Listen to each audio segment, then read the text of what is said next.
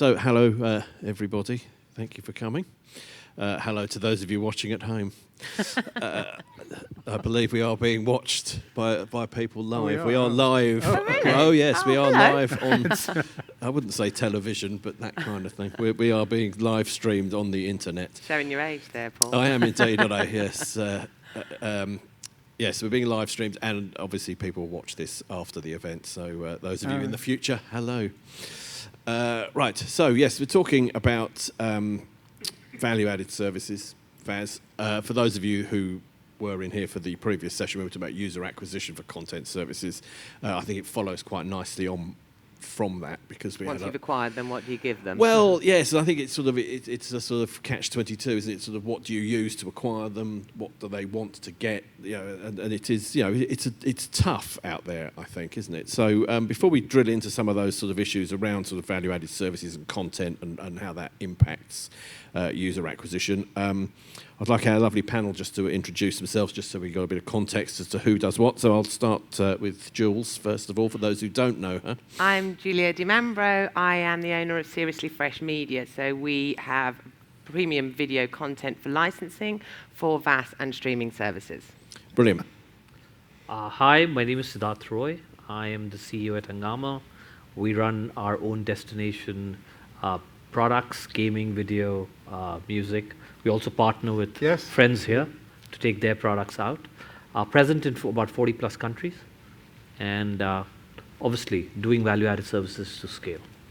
And also, I think you're a bit of a sort of soothsayer because you sat here possibly last year, it might have been the year before, predicted where the content market was going, and largely it all came true. So we have we're looking forward to having that conversation. Yes, we have a visionary amongst Good us. to be working Well, with you not then. that you guys are. No, I'll take that. I'll take that here. James.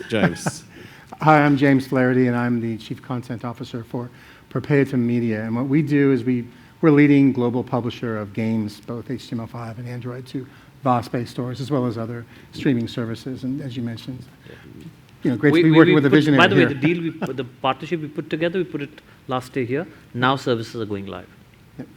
What, last year? So you did a deal last year. But guess how many countries the two of us are going to? 22. Yep. Yes. 22. Yeah. Oh, excellent. Congratulations. So that's at scale. Well done. And that's what happens when you come to World TELEMEDIA. Absolutely. And we're excited, too, because we really didn't have a presence in India. And so we started working with Hungama and Sid and his team. So we're excited. And off it went. Well, we'll come to some of the details of that shortly. I'm going to start with possibly the world's most general question, but I think it sets it up nicely because you guys were talking before we started about this, really. But sort of, like, what are the sort of trends currently in VAS? Not just in terms of the content, but also the kind of market that we're acting in. I mean, I think first of all, Julia, you specialise in content. What are sort of the trends in content that are attracting people? What kind of things should Tony from Reality Clash be doing rather than making games that... No, I wouldn't say that. And also, I think a disclaimer here is obviously the information that I get is based on what my clients are asking me. So my clients are the people who are running the services. But that can be a very kind of tunneled vision. So very humbly, I know that the guy sitting next to me to answer that question, has the whole data. And I think I'd be better contributing in terms of how that balances with our clients than me starting the conversation. Well, I think this is the content trend. Because really, I don't know statistically. Beautifully dodged. Okay. Sid. As a compliment. So let me actually start with a very, very simple question. What's in it for the customer? Yes. You want his money, you want his wallet, so what do you give him? So you create the demand layer, the fact that today consumers are consuming all kinds of content. And that, I mean, the two of us have been in this business for the longest time. There is a content and a category or segment that can be created. You could be doing health, fitness, fashion, entertainment, gaming, whole host of spaces. I mean, there's an entire area which I don't know if you're aware of, which is called white entertainment, which is about astrology, tarot. That's a very different line of business, and these are all subscription businesses. There is a set of consumers who want to get up in the morning and want to know how their day is going to be, and they want some astrologer to tell them how their day is going to be, and they're willing to pay for that. Right? Interesting. Absolutely. So the logic is that you first actually go to your product rather than talking at what price you're going to get the customer. Your product decides where your customer is. Basis which, what is the medium that you want to take to advertise to him? Do you want to go brand and then be able to get in the consumer through a pull in by the customer? Or you go what you call is the CAC route, which is cost per CPA, CPC, CPM. You've obviously got the blocks which are, so you've got the big four, which I call the big five actually. You've got the Google block, you've got the Meta block, you've got the TikTok block, and then you've got Amazon and a couple of others in various markets depending on who's slicing the commerce business. All of these could be media engines for you to be able to bring your customer in. Okay. The issue is that if you are using affiliates and networks and you're trying to game the system, which is where this entire business of value-added services gets this, what I call the gray layer. Okay, and then there's a set of telcos who see us as people coming over there with services, but not seriously wanting to build a business, but wanting to take money out of that wallet. That is where it becomes very circumspect. That's also the reason why when you do the product, you need to see what's being consumed and how you're being able to then be able to engage with the customer who's willing to put money out there and be able to take your service. So it's a mix of both. And so then, there must be a criteria phase of that when you say, like, what you want to build a product that your customers want. What is that product? So let me as basic as, so if I've got a gaming service and I want to go into the MENA region, I need to have the product supporting Arabic. Okay, I should have localization in place. So if the customer's playing arcade gaming, can I go back and keep pushing arcade-based gaming? And the fact that people like Perpetuum come with brands, so I can actually go out and present Candy Crush. I can do all of that. They allow me to do all of that. So you've got to basically localize the entire experience. When we've got video, as an example, let's say in the North African market, we work with one of the biggest music video creators. There's a company called Mazika. They run their own music channels out there in the MENA region. When I get Arabic, I mix that with Bollywood. I know Egyptians love Bollywood. So now you've got a product which is customized. So when you're advertising, there is relevancy of content. And that is the reason why the user comes in. And then if I can interrupt, that's all great. So the people coming to us and asking for content, we get the bizarrest inquiries where you're talking about brands, and I think we all understand sort of like, you know, the benefits of brands in terms of security and trust and reputation and how that reflects on you. But we have like inquiries going, okay, so basically the telcos, to get the service approved, the product approved, they're asking us for branded, like big brands, but something that isn't available everywhere else. So, of course, it's kind of like an impossibility, right? Yeah. So that's why I'm so interested in sort of hearing you talk in terms of when we're talking about product. I agree so much in terms of that localization. But I also agree, like, one thing that kind of Netflix and Prime do is they just want to create a service that's going to appeal to the broadest audience possible. And I think sort of like the people that come to TELEMEDIA aren't going to have those, can't, have a $2 billion budget for kind of producing content and things like that. Based on where I sit in the industry and who I talk to, and again, not stats-based, I get the feeling that where guys can make proper margin is by you pick an audience rather than a product, and then, okay, so then what product do I need to deliver value to that particular audience? Because then straight away your cost per click is less, you're targeting a very specific, if you're putting an ad for, I don't know, crocheting or something in front of somebody that likes crocheting, you're really reducing your cost to acquire the customers, and you're giving them really good value when they arrive at the service. But because again, mine's not stat-based. So it's interesting because I'm one silo of what you do, and anticipating what consumers want, that's not easy. People build their careers or lose their careers on this stuff. I take the guesswork out of it with my company because we were working largely from Android or the Google Play Store. So we know what works. So you're tracking everything, right? Yeah, so I know if there's installs, I know if there's reviews, I know which genres are working, what territories these games do well in. Not to mention... And de-installs as well? Does it go that deep as well? Yeah, I can see the detail, and so I can prepare a package of games. Attribution's complete. We can see it all. Okay. Yeah, and what's been localized, too, because that's important. Like, we know putting a game into, Orange, France, you have to have French localization. You just can't get away without it. So we know these things. We take that guesswork out, which has helped us build our business, which stair-stepped us to brands, right? So Android let us to HTML5, and all of a sudden Disney's with us. And we have Marvel and Star Wars and all this other stuff. So the brands come, but we know what's going to work, and we share that with you ahead of time. So I don't want to guess. And it's part of that appeal to the brands, exactly what you're saying. So you're not going like, okay, lend us the rights to your content, we'll build something, see if it works. You can go, right, if you give us rights to this particular content, we can probably deliver X amount of euros to you within X amount of months. Absolutely. I take one more step, though. In other words, so these people in the primary markets, the developers, the publishers, whomever, they don't have time to wrap my SDK with their tech, so I do it for them. So in other words, I take that low percentage of conversion to a high conversion, bring them in, and now they're hooked, because it is just a forecast of what can we do with respect to revenue over a year, 2 years. How do we grow it, to your point? So I'll give you another perspective to this. Today I have a product which is from a company called VAS. It's a UAE sovereign fund company. They funded this entity. This entity came about 2 years back. They basically do 360-degree immersive video, which means completely non-fiction.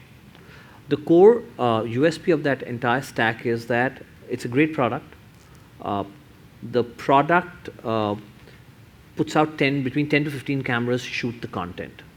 We take the consumer and put him in the middle of the experience. So if, for example, you're watching La Liga, which they have rights to, you will actually be in the middle of the game, and you can see the game from all around. Now, this was technology that Intel brought in, we're aware, roughly about 7-8 years back. Yeah. Now it's starting to commercialize. It's obviously expensive from a content creation perspective, so you'll not get the full live match being shot. But what you're going to get is you're going to get the best goals, you're going to get penalties, misses, all the shoulder content that comes out of the locker rooms, all of that's available. These guys, we've partnered with them for Asia, Africa, into Europe as well. And the USP of the product is that it guzzles data. So if I go in and there's a telco who's got 5G, and I say, hey, I'm getting you a video service, he has a lot of video services. But hey, I'm getting you a 360-degree video product offering, and I've got Oscars, Warner Brothers, all shoulder content, La Liga, NBA, Worldwide Wrestling, all the fight clubs right now are starting to create, because it's great viewing. I can put you in the ring, and you see from which side he hits the shot. So you can actually turn around. I saw this. I did a demo in Cannes about 3 or 4 years Correct. ago, So and now I was in the middle of like this battle. So we've got this product out, and I've got telecom companies knocking at our door saying, please bring that in, because it guzzles data. So you've now taken a product, there's a need gap, they want high data consumption products. It's completely non-fiction. So the product generates revenue with people watching it, but it also generates extra revenue for the operator running it because it's intense data usage. Correct. Interesting. Correct. Is that something increasingly that operators want from the content? Is something they want, but the problem in this is 4K. For example, if you've got a sub $100 device, your chips don't have the ability to provide that seamless experience. So you got to balance that out. Yeah. These are very relevant for markets in Europe, markets in Asia. I mean, you go to Thailand, Thailand's in a different world. We believe we are mature. We are kidding ourselves if we believe we are mature on content. You got to go and see the kind of animation, the kind of Japanese, Korean anime that's coming in. This is like really, really high-end stuff. And some very exciting experiences. Now, to me, when you look at that, now you can take anime and you can slice anime down. You could have 10 products. There is obviously Crunchyroll. He brings in all anime to the world, but it's only video, pure video. You can slice it. We know fan and fandom. We know commerce. Why do we need to only have content that goes out from a pure video perspective? You could be building fan and community. You could be building fan content commerce. Probably you'll make more money on selling the anime character than what you're making on the service. Interesting. So, Julia, from a content point of view, what Siddhartha's saying, I think, is that a lot of the sort of content things that work, like football clips, dressing room things, bits of anime, still work, but you've got to add something to them technologically. speaking? Is that something that's sort of... Yeah, a couple of examples you're of aware that of? in terms of, things like that are more generic, like cooking, for example. We were all kind of doing that sort of 4 or 5 years ago, and I think it was something for an article that I was writing. And I sort of went on Google to sort of like give me some stats on cooking, and still 40% of millennials are searching for cooking content. I thought, actually, I spend a lot of time looking at cooking content, but very much in that sort of, kind of behaviour.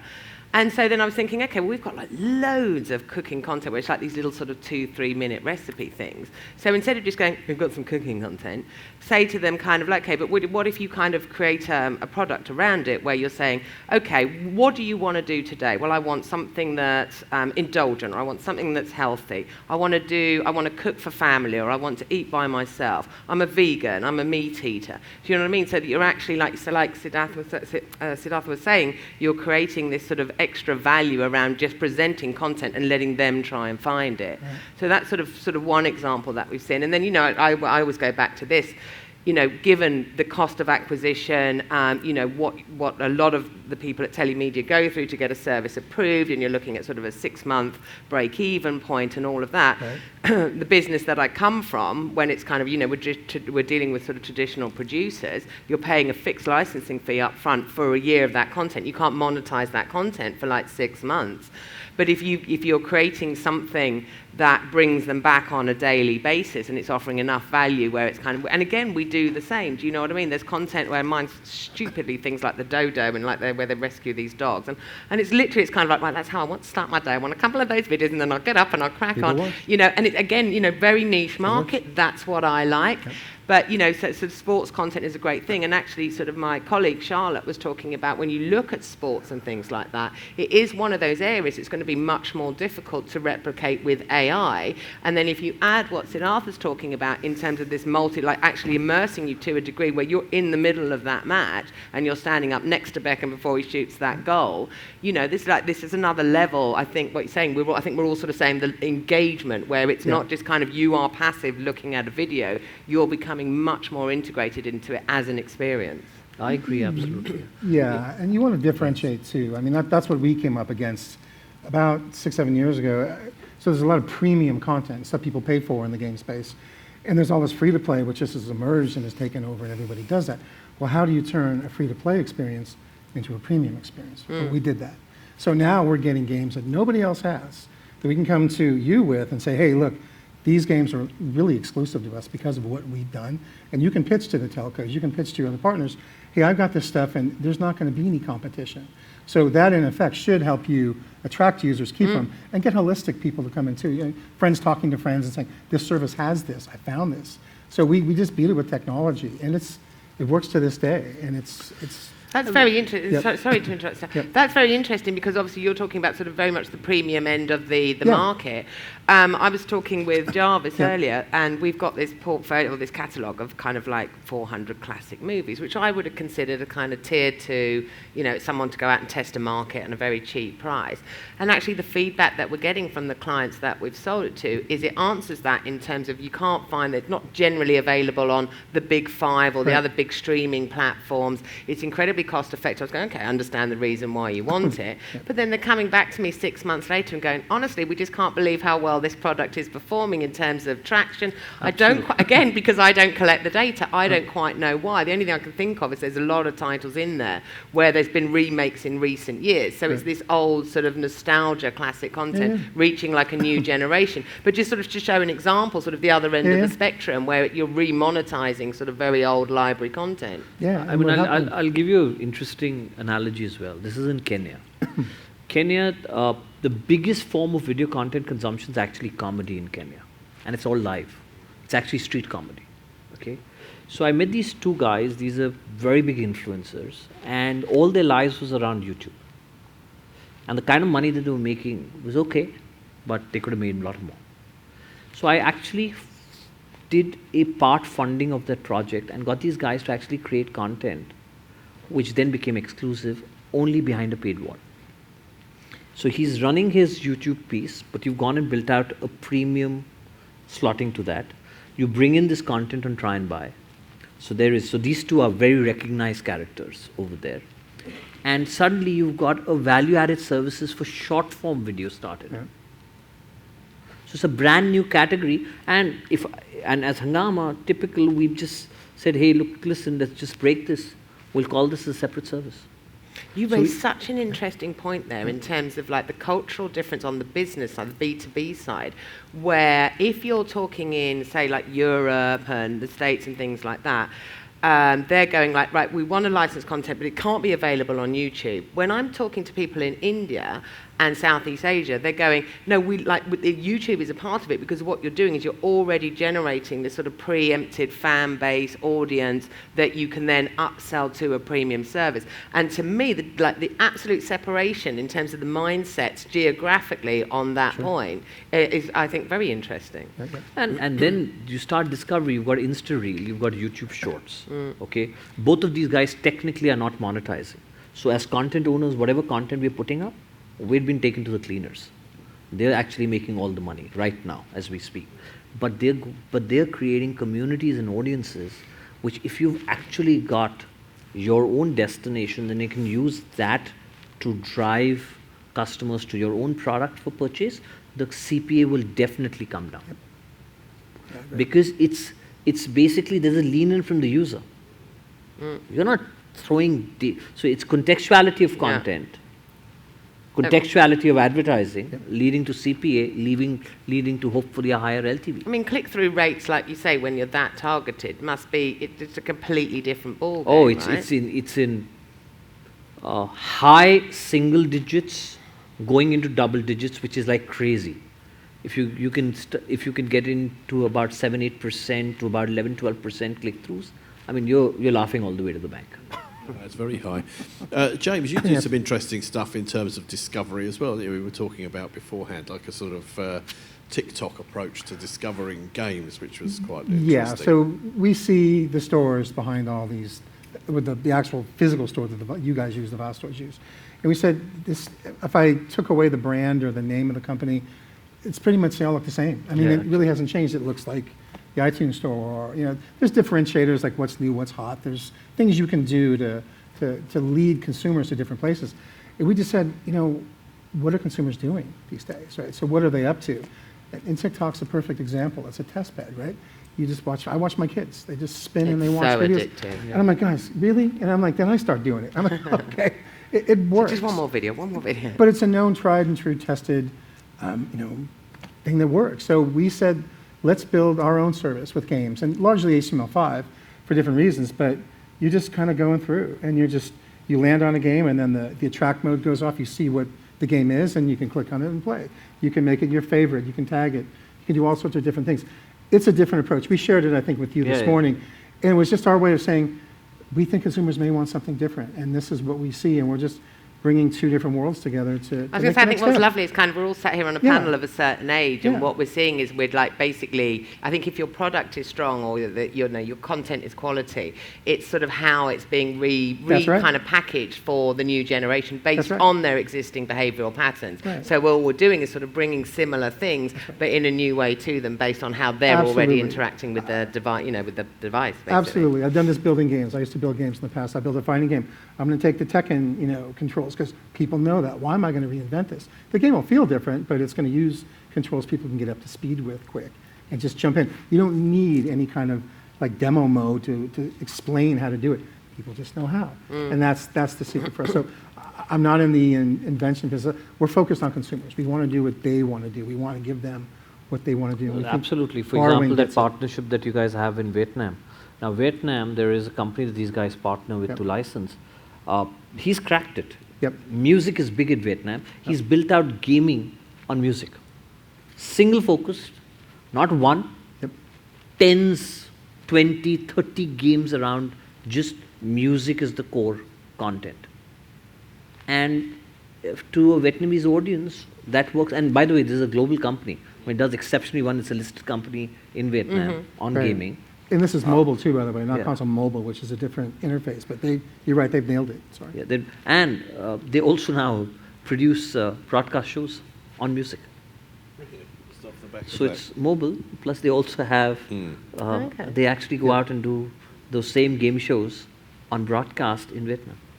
Okay. But the games you mentioned, so there's over 100 million installs on these things, on just the Android version alone. So you're talking eyeballs. You're talking that's a big number, right? Yeah. There's Yeah, a yeah. known quantity of people who've seen that product. They've experienced that game. They know it. So it brings brand with it. How trapped in a single market is that? Because you said, I mean, that is very impressive, but that's in Vietnam. How translatable is that into other markets? Very translatable.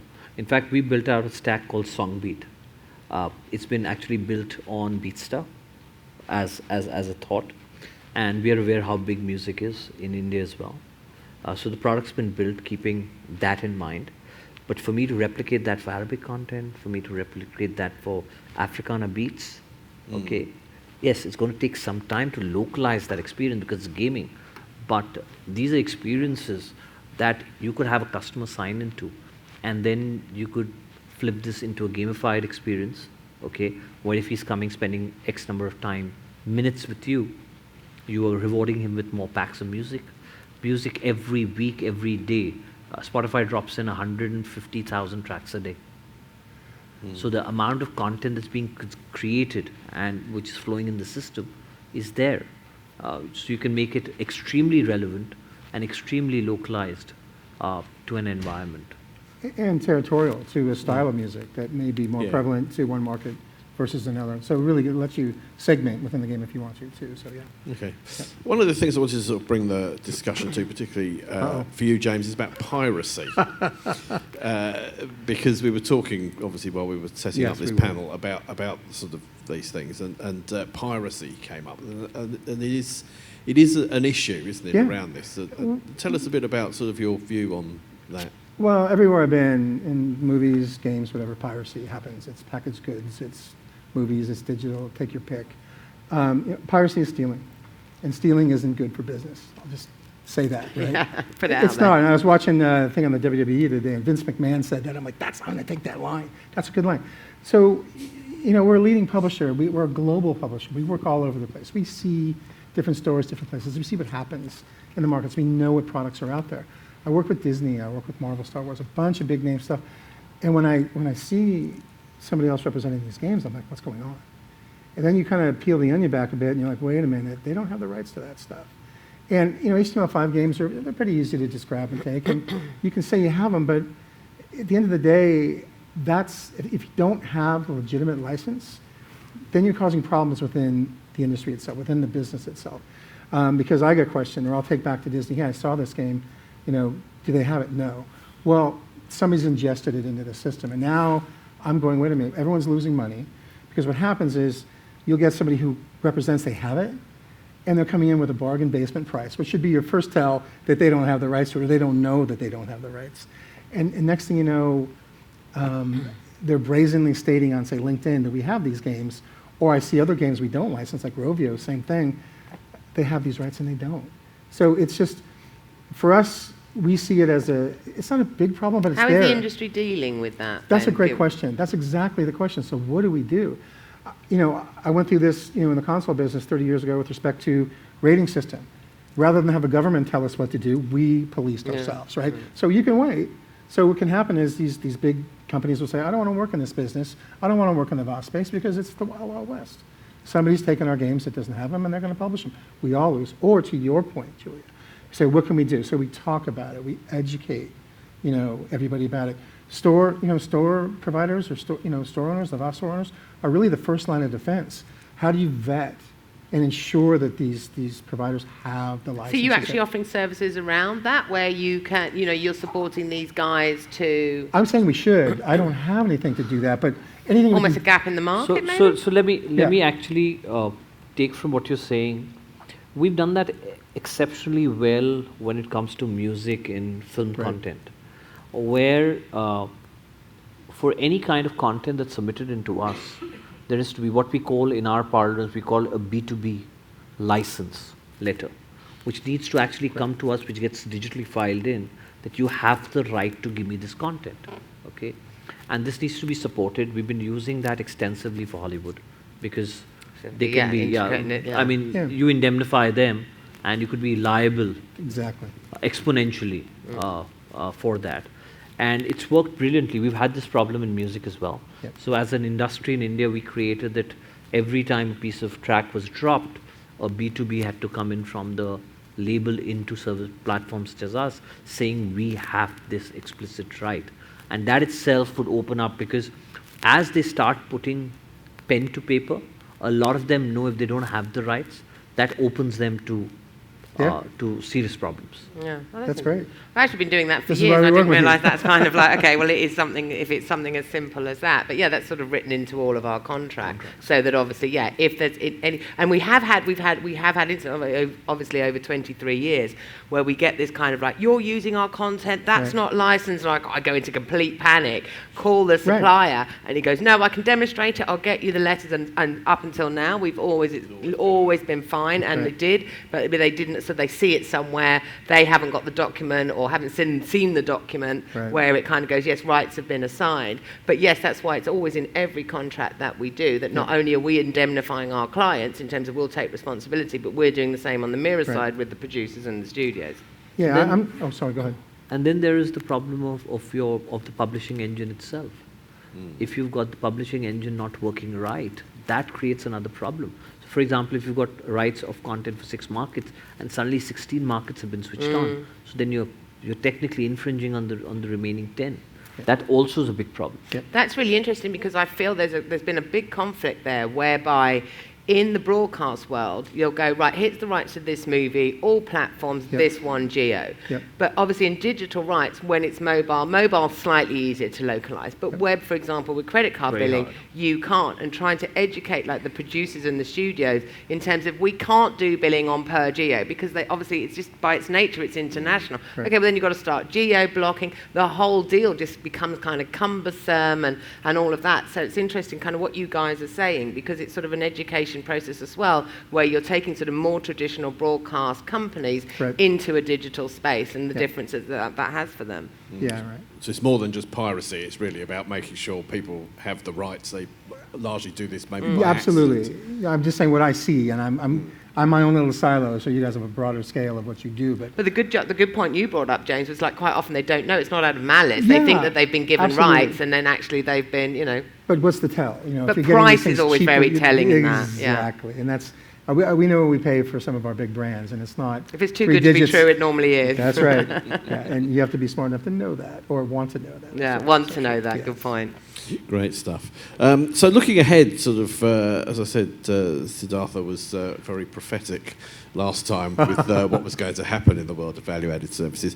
As we sort of draw things to a close, I was just going to ask each of you what you think we're likely to see, I guess in 2025, 2026, around value-added services and the kinds of content. Is it going to change? What sort of changes are we going to see? That kind of thing. Julia.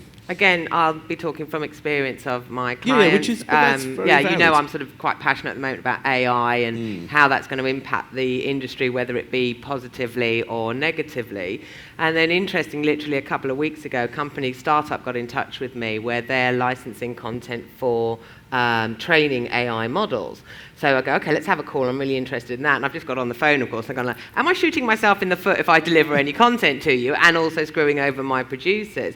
And this is the whole thing. You know, we were sort of talking a little bit about this on the... And are you licensed to do that? Can that content that you've got from a producer, can you give it to someone else to fiddle about? Well, no, well, interestingly, first off, it's not... So the way that if I was licensing content to guys at TELEMEDIA, I'm doing a mirror deal between the client and the producer anyway, because I've got, you know, my database of producers. But is it for them to send their content to train these AI models? Are they then teaching AI to create content to such a level where they're putting themselves out of business? Now, of course, this is a startup, and they all come from the old, you know, sort of Hollywood industry and big sort of Universals and MGMs and all of that. So they understand content licensing. And, of course, they're saying to me, like, well, firstly, we can't predict long term. You know, the one that we always talk about when we're having the interviews is they say that, okay, if Oppenheimer had 2.5 times IQ than the dumbest person on earth, and they're saying AI will have 1 billion times the IQ of the smartest person on earth, none of us in this room can sit here and go, right, we know what AI is going to do in 10 years. We just can't say that. But what was interesting is that the way that they're formulating the contracts is to say, look, what we're working on is actually designing these AI models to be tools for the producers. So things like script writing, editing, all of that stuff that allows the producer to create content faster, but not losing that human touch. And again, I referred to my colleague Charlotte, where she was saying, look, you go on LinkedIn now, there's so much content that, we're marketing, which you can see is AI created, right?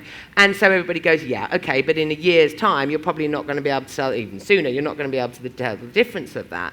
But I think that there's this element, this human soul, or this human, things like passion and things like that sort of like, you know what I'm saying? Like, crying at a movie or crying at a dog video or something like that. It's like, yeah, it's something. There is something there, and I'm not saying it will be there forever, because where AI is self-learning exponentially, it will learn all of those factors as well. But what is nice is that there's a window of opportunity there for the telemedia industry. And what was so cool is they're going, well, we don't need all the latest content that you're monetizing right now. So we'll take B-roll, we'll take like cutting room floor, because it's very much about, for example, I use the analogy with Jarvis, kind of like Jarvis on a horse, on a unicorn, riding at sunset, blah, blah, blah. The AI needs to understand what a sunset is, needs to understand what a horse is, needs to understand somebody riding a horse. So what it does is you deliver a lot of that content to the AI model, so it knows sort of lots of different situations of unicorns and men riding horses and things like that, and that's what it's training it for. But more on the tool side. Yeah, I mean, it is still a tool, isn't it? You have to tell it what you want. Yeah, well, I don't know about you. If you use it, I like use AI quite a lot. Yeah, I do too. It never, so I'll write something, I'll say, right, can you edit this for me and make sure it's grammatically correct and maybe sort of add, bit this, that and the other. It comes back and I go, now it's sounding a bit robotic, I'll edit it as well myself, so it's almost like a two-phase I do it the process. other way around. I get it to sort of put the points scope out what it is I think. Create the framework almost. Yeah, essentially, and then that I find just inspires me then to add to it.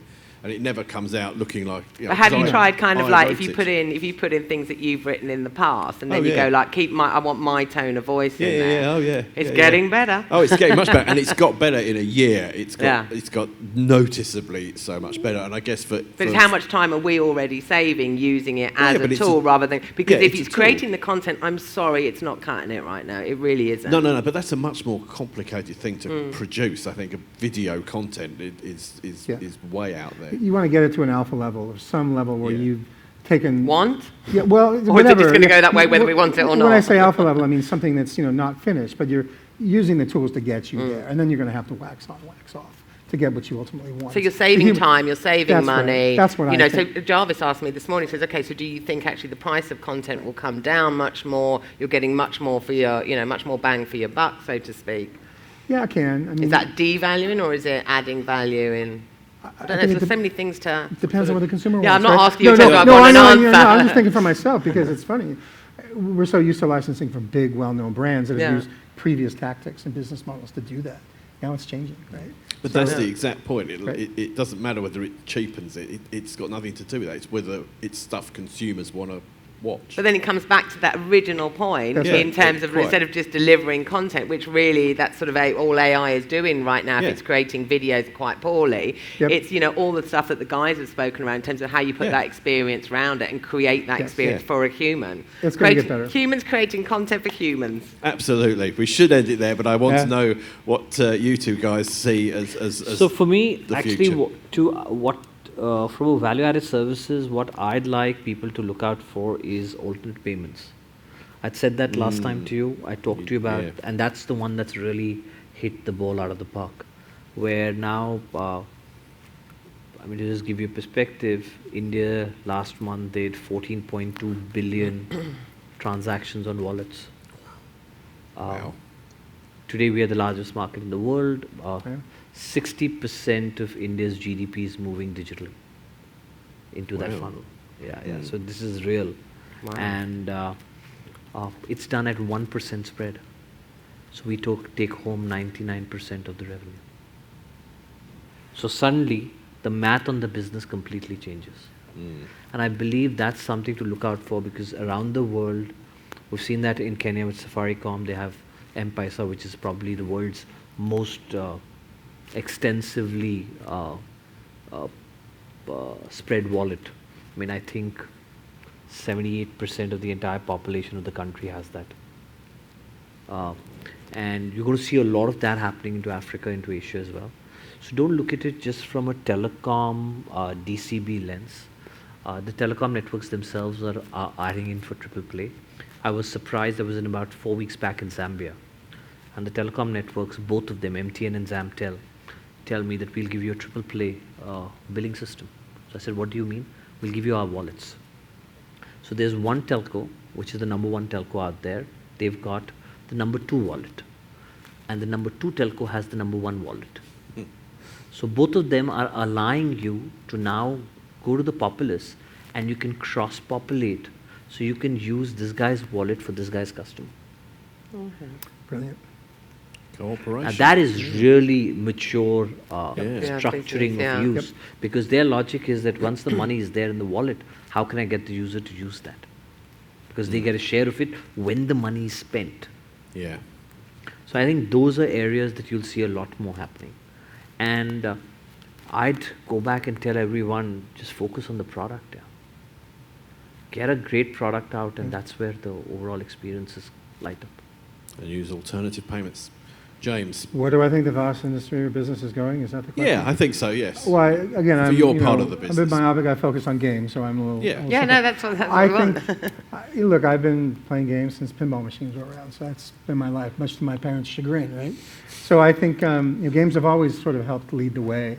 For certainly since I got out of the movie business 30 years ago, it's like games are driving what culturally people do, and there's communities built around them, and what's fun and where they want to spend their time. So, continuing to bring great experiences, whether we build them ourselves or continue to see H5 games, which has been HTML5 games, I say, because that's been the predominant platform now, building better experiences on HTML5, because that is both iOS and Android enabled, so we're hitting all the markets, right? And making them fun for consumers to play, whether it's socially, individually, whatever.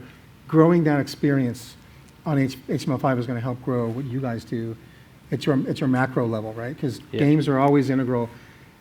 It's mainstream, what people do now. My kids. I think what's interesting with game is like they're actually bringing the concept of gamification into other things. That's right. Like these shopping apps and things like that. So it's not even just the games themselves. That's it's how a that's great influencing other areas of society. Yeah, LinkedIn's that way, right? So, we'll give you this if you give us that, right? So it's back and forth. So people know that. I found that people in your heart brain surgeons, that the newer doctors are trained on these devices that are gamepad oriented, right? So they're already a step ahead of the guy that's been doing it for 50 years, right? So it's a part of culture. And we want to help grow that, and we see a few ways to do that. Partnering with Sid here is a big way too. So looking forward to that. Yeah. Brilliant. Thank you. Well, thank you very much, all of you. Have anyone got any questions or any points they want to make? Great. Well, Great. Let's break for Yeah, lunch. yes, Thank you very sorted much. then. Will. Thank you so you. much, Paul. Thank you. Thank Thank you. you, Paul. Thank you.